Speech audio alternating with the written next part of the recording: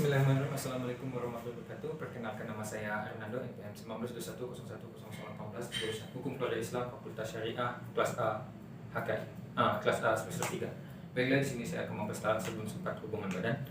Talak sebelum sempat hubungan badan adalah sebelum suami istri melakukan hubungan badan atau mencampurnya dengan kata lain bersenggama. Dan hal ini dijelaskan dalam firman Allah Qiyas Al-Ahzab surat 33 ayat 49 yang berbunyi, Ya ayyuhallazina amanu iza na'tumul mu'minati summa talaqtumuna min qabli an tamasuna fama lakum alaina min idatin tattadunaha famati'una wasarihuna sara'a jamilan. Yang artinya, wahai orang-orang yang beriman, apabila kamu menikahi perempuan mukmin, kemudian kamu ceraikan mereka sebelum kamu mencampurinya, maka tidak ada masa iddah atas mereka yang perlu kamu perhitungkan. Namun berilah mereka mut'ah dan lepaskan mereka itu dengan cara yang sebaik-baiknya. Dan dapat diartikan perkataannya, Ya ayyuhallazina amanu iza na'tumu mu'minin, yang artinya, wahai orang-orang yang beriman, apabila kamu menikahi perempuan-perempuan yang beriman, yakni jika kalian mengucapkan akad pernikahan dengan mereka. Ya, selanjutnya itu summa talaqtumuna min qabli an tamasuna, kemudian kamu cerai ke mereka sebelum kamu mencampurinya, yakni sebelum kalian berjima atau berzina dengan mereka, dan Allah mengibaratkannya dengan kata lain, menyentuh mereka. Fama lakum alaina min idati tatadunaha, yang artinya, maka sekali tidak wajib atas mereka iddah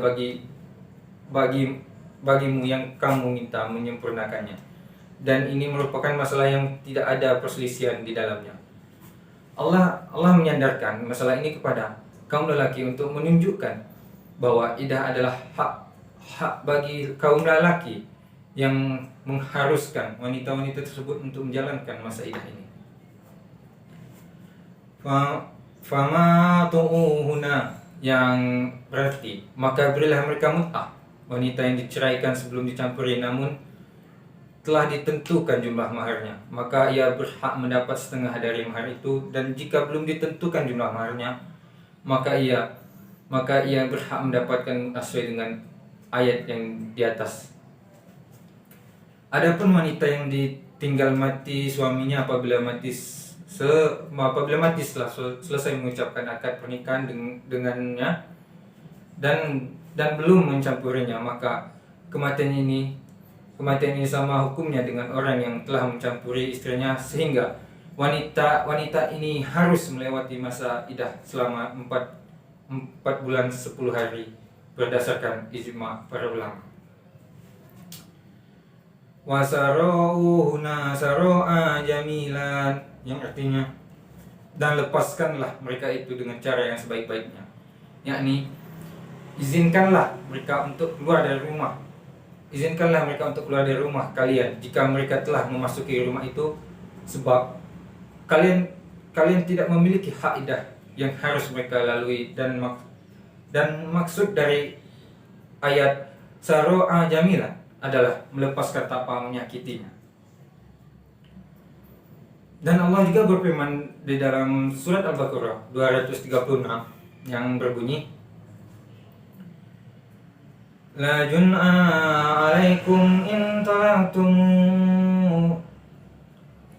La junaha alaikum in talaqtum nisaa ma lam tamashuna au tafridu lahuna faridatan wa matiuna alal musika qadaru wa alal muqtiri qadaru mata'am bil ma'ruf haqqan alal muhsinin, yang artinya, Tidak ada kewajiban membayar mahar atas kamu jika kamu menceraikan istri kamu sebelum kamu bercampur dengan mereka dan sebelum kamu menentukan maharnya. Hendaklah kamu memberikan suatu mut'ah atau dapat dikatakan pemberian kepada mereka orang yang mampu menurut kemampuannya dan orang yang miskin menurut kemampuannya pula, yaitu pemberian menurut yang patut. Yang demikian itu merupakan ketentuan bagi orang-orang yang berbuat kebajikan. Di dalam arti perkataan lajun alaikum in tolaktumu nas'a, yang artinya tidak ada kewajiban membayar mahar atas kamu jika kamu menceraikan istri-istri kamu, yang ini tidak menjadi tanggung jawabmu berupa dosa mahar atau yang lainnya jika kalian mentalak istri kalian pada keadaan ini.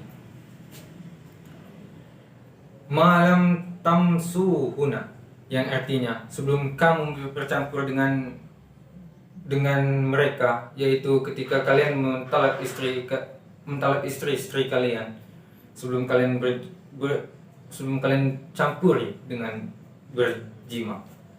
Au tafudu, dan sebelum kamu menentukan atau maharnya yang belum kalian sebutkan maharnya, dan bila telah kalian campuri maka wajib atas kalian membayar mahar yang telah disebutkan atau mahar yang sesuai mahar kerabat istri jika sebelum ditentukan maharnya.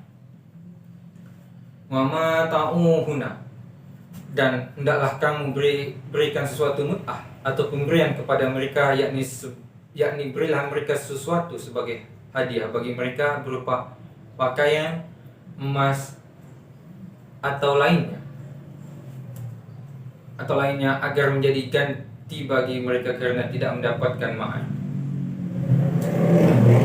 Ala musikum radu awala mutafaradu, orang-orang yang mampu menurut kemampuan dan orang-orang yang miskin menurut kemampuannya pula. Nah, ini diukur dengan kemampuan suami sehingga mut'ah atau hadiah orang kaya berbeda dengan mut'ah orang yang kurang mampu. Ayat atas memberikan tuntunan kepada para suami untuk memberikan mut'ah sesuai dengan kemampuannya. Allah tidak menentukan ukuran tertentu untuk diberikan, tetapi diserahkan kepada suami karena mereka yang mengetahui kekuatan dan kemampuan dirinya. Selain itu, tidak adanya ketentuan ini juga memperlihatkan seberapa besar kemurahan hati dan kemurahan hati dan besarnya jiwa suami. Pemberian ini sangat diperlukan untuk minimalisir dampak negatif perceraian dengan kondisi seperti disebutkan dalam ayat di atas, karena perceraian yang demikian tidak saja melukai perasaan tetapi juga mempengaruhi nama baik istri dan keluarganya. Pemberian ini juga menunjukkan bahwa perceraian ini bukan sebagai bentuk balas dendam, tetapi bukan untuk balas dendam dan bukan untuk mencemarkan nama baik istri atau menyakitinya, tetapi karena inilah jalan yang dirasa paling baik untuk semua. Pada lanjutan ayat Allah menjelaskan kedudukan mut'ah dalam hukum Islam yang berbunyi mata'abalam arawa fi ako ala muhsinin, yaitu pemberian menurut yang patut. Demikian itu merupakan ketentuan bagi orang-orang yang berbuat kebajikan. Pengertian istilah al-ma'ruf dalam ayat ini adalah sesuatu yang biasa berlaku di masyarakat sesuai dengan keadaan dan tingkat ekonomi masing-masing. Adapun pengertian istilah haqqan ala al-muhsinin adalah kewajiban bagi orang yang berbuat kebajikan. Jadi dalam ayat ini Allah memerintahkan suami mentalak istrinya sebelum dukhul. atau bersengama untuk memberikan mut'ah atau pemberian secara patut kepada istri yang diceraikannya itu. Dan ulama juga berbeda pendapat tentang hukumnya. Ulama Hanafiyah berpendapat bahwa mut'ah wajib untuk istri yang ditalak sebelum dukhul, dan sunnah bagi yang ditalak sesudah dukhul. Mentalak istri sebelum digauli merupakan menghina terhadap kehormatan istri, karena orang akan menduga bahwa kalau tidak ada sesuatu, tentu tidak mungkin suami yang menceraikannya.